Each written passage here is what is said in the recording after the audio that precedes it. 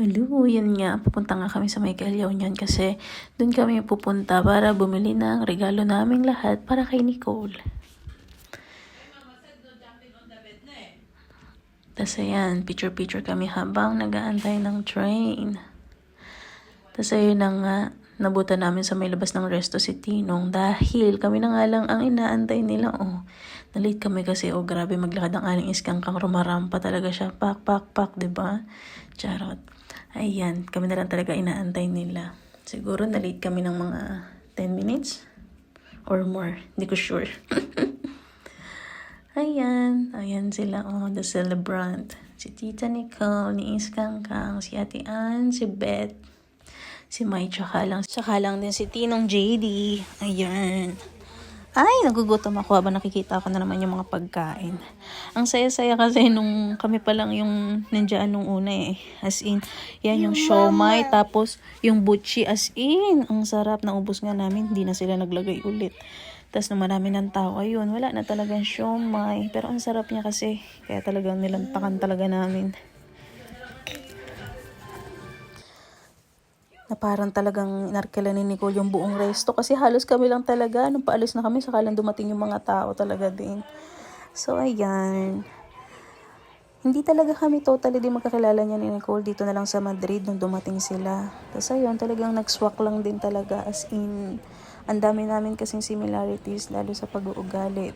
Pagdating sa pamilya, sa magulang, talagang dun kami talaga nagkakaroon ng strong connection. Talagang yung band talaga namin as in. Kapag magkausap kami, parang ang tagal namin magkakilala. Ang gaan ng loob namin sa isa't isa. Kasi napakaganda ng personality niya ni Nicole as in. Na ayun, pag naging kaibigan mo siya, ang swerte mo kasi talagang once humingi ka sa kanya ng tulong, talagang ibibigay niya yung best na help na kaya niya. As in, apakadalang ng taong nakilala ko na kagaya niya. Kaya talagang nagswak din talaga yung kaming dalawa kasi alam mo yun, ang short ng time pa lang na nagkakakilala kami, pero yung bonding namin kapag magkausap kami, pag magka-chat kami, parang ang tagal na namin magkakilala. Alam mo yun, ang gaan-gaan ng loob namin sa isa't isa. Lalo ako, hindi ako mahilig makipagkaibigan, talagang pinipili ko lang din talaga. Lalo yung mga, alam mo na, kasi sa mundo, lalo ngayon, hindi lahat pwede mong ituring na lahat, pwede mo naman ituring na kaibigan, pero yung pagkakatiwalaan mo talaga ng lubos, apakadalang. Tayo na yun. Ayan, baka maiyak pa ako, tama na nga, charot. So yun na nga, happy birthday ulit Nick, all the best para sa'yo, good health palagi, and alam mo naman, thankful ako at super grateful na, yun nga, naging magkaibigan tayo. Happy birthday ulit, we love you. Nanang Nicole. Tita Nicole.